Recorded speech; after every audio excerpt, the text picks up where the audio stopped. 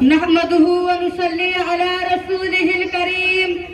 अम्मा बाद, हम अपनी जान के दुश्मन को जान कहते हैं, हम अपनी जान के दुश्मन को जान कहते हैं। मोहब्बत के इसी मिट्टी को हिंदुस्तान कहते हैं। जो दुनिया को सुनाई दे उसे कहते हैं खामोशी, जो दुनिया को सुनाई दे उसे कहते हैं खामोशी, जो आंखों में दिखाई दे उसे तूफान कहते हैं। बहुत अच्छे। हम वफादार तेरे हिंदुस्ता, हम वफादार तेरे हिंदुस्ता, हम ही हकदार तेरे हिंदुस्ता। बन के टीपू कहीं गोली खाए भी हम, बेशक बन के टीपू कहीं गोली खाए भी हम, बन के कासिम लहू से नहाए भी हम, अरे वाह, बन के महमूद जेलों में आए भी हम, बन के महमूद जेलों में आए भी हम, बन के अशफाक ये जा लुटाए भी हम। हम निगहदार तेरे हिंदुस्ता, हम निगहदार तेरे हिंदुस्ता, हम ही हकदार तेरे हिंदुस्ता।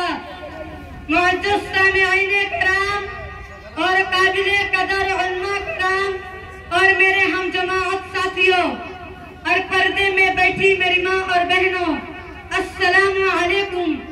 मुअज़्ज़ज़ रुफ़क़ाए अज़ाम व असातिज़ा किराम, आज की तारीख इतनी खास क्यों है? आज की सुबह इस कदर पुरनूर क्यों है? आखिर 15 अगस्त को इतनी अहमियत क्यों कर हासिल है? तो इसके पीछे एक लंबी दास्तान है। यहाँ के उलमा की जान निसारी का चमकता दौर है। खून में लथपथ अवाम खास की एक हेबतनाक कहानी है। मुहिब्बीने मुल्क की जान फशानियाँ है, शहीदाने वतन का लहू है, लातादाद उलमा की फांसियाँ है, हजारों तहरीकें हैं, हजारों जानों के नजराने हैं, सिराजुद्दौला की शहादत है, टीपू सुल्तान की हिम्मत व शुजाअत है, शाह अब्दुल अजीज मुक़द्दिस दहलवी का जिहाद अहम का फतवा है, सैयद अहमद शहीद की बेशुमार कुर्बानियाँ है, मोहम्मद अली जवर के हक पसंदाना अज़ान है, हुसैन अहमद मदनी और शेखुल हिंद की बेशुमार कुर्बानियाँ है, तहरीके रेशमी रुमाल है और तहरीके रेशमी रुमाल है, हुसैन अहमद मदनी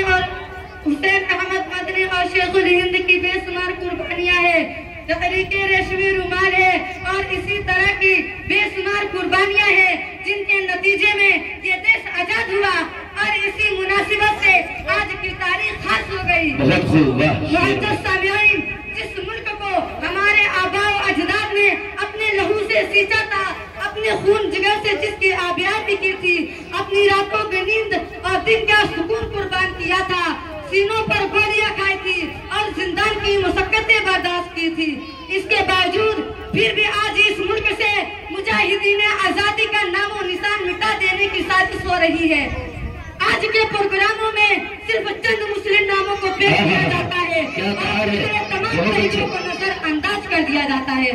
अरे यहाँ तो मुसलमानों का जितना खून बहा है उतना गैरों का पसीना भी नहीं बहा है। ए मेरे साथियों, क्या आपको मालूम है कि अंग्रेज इस मुल्क में मुझे और आपको कितने दिन गुलाम बना कर गया है?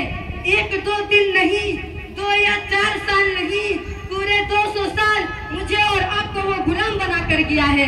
क्या उनको यहाँ से भगाना 1-2 इंसानों का काम था, 1-2 जमातों का काम था? नहीं नहीं, तो अल्लाह के बंदो, आप उन उलमा से मालूम करे। ये उलमा बतलाएंगे कि उलमा की नस्लें फसलों की तरह काट दी गई, तब जाकर मुझे और आपको ये आजादी नसीब हुई। बहुत अच्छे। मोहतरम सामिईन किराम, लेकिन आज ये हर तरफ आवाज उठती है, आज हर तरफ ये आवाज गूंजती है, जिधर भी देखो उधर से ये आवाज आती है कि ये मुल्क हमारा है, ये देश हमारा है, ये तिरंगा हमारा है। मैं पूछना चाहती हूँ उन फिरका परस्तों से, देश के गद्दारों से जो कुर्सी पर बैठकर इस देश में दंगे करवाते हैं, इस देश में झगड़े करवाते हैं, हिंदू मुस्लिम में नफरत की बीज बोलते हैं, हिंदू मुस्लिम को आपस में लड़वाते हैं। मैं पूछती हूँ उन बेलगाम घोड़ों से, अगर ये तिरंगा तुम्हारा है तो बताओ इस देश को तिरंगा किसने दिया?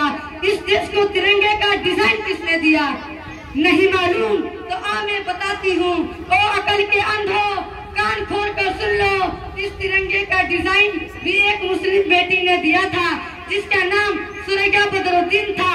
आज खाने और पीने के जिन्हें तरीका नहीं मालूम, वो हमसे कहते हैं ये तिरंगा हमारा है, तो हमें मालूम होनी चाहिए बताने के लिए। अरे ये तिरंगे का डिजाइन हमारी बेटी ने तैयार किया था और मुझसे कहते हैं ये तिरंगा हमारा है, तेरे बाप का है। वो बेटी हैदराबाद की रहने वाली 1919 में पैदा हुई।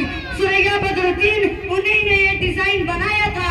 और डॉक्टर भीमराव अंबेडकर जब कानून की किताब बनाई तो उस कानून के अंदर सुरैया बदरुद्दीन का डिजाइन किया हुआ तिरंगा इसमें शामिल किया गया कि इस मुल्क का झंडा तिरंगा रहेगा। 1977 में मुंबई के अंदर उस लाडली बेटी का इंतकाल हुआ है। आज भी उसकी कब्र है वहाँ पर। मुअज़्ज़ज़ सामिईन, इस देश को नारा देने वाला भी मुसलमान है, वरना उनको नारे का पता नहीं था। हिंदुस्तान जिंदाबाद का नारा भी मुसलमान ने दिया। भारत छोड़ो का नारा किसने दिया? वो भी मुसलमान ने दिया। इसके बावजूद आज हमसे सबूत मांगा जाता है और कहा जाता है अपना प्रूफ लाओ, तुम इस देश के हो या नहीं हो।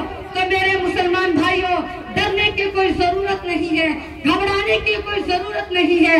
अगर कोई तुमसे पूछे तुम हिंदुस्तान के मुसलमान हो, तुम्हारा आधार कार्ड क्या है, तो आप कहना जो आगरा का ताजमहल हमारा आधार कार्ड है। अगर आपसे पूछे तुम्हारा वोटर कार्ड क्या है, तो क्या कहोगे? कुतुब मीनार की बुलंदी हमारी है, जाओ हमारा वोटर कार्ड है। आपसे पूछे तुम्हारा राशन कार्ड क्या है, तो क्या कहोगे? दिल्ली की लाल किला की 10 दीवार हमारी राशन कार्ड है। अगर आपसे कोई पूछे तुम्हारा ड्राइवरी लाइसेंस क्या है कलमे के आधार पर, तो आप कहना जाओ हैदराबाद की 4 मीनारी राशन कार्ड की प्रूफ है। लेकिन कभी भी उन गद्दारों के सामने हम नहीं झुकेंगे। हम कल भी नहीं झुके थे, हम आज भी नहीं झुकेंगे। हम डरते हैं तो सिर्फ अल्लाह से डरते हैं, तुम जैसे गद्दारों से हम नहीं डरते हैं। बस इन्हीं चंद बातों पर मैं अपनी तकरीर को खत्म करती हूँ इस शेर के साथ। जब चमन को लहू की जरूरत पड़ी, जब चमन को लहू की जरूरत पड़ी, तो सबसे पहले गर्दन हमारी ही कटी। अब कहते हैं हमसे ये अहले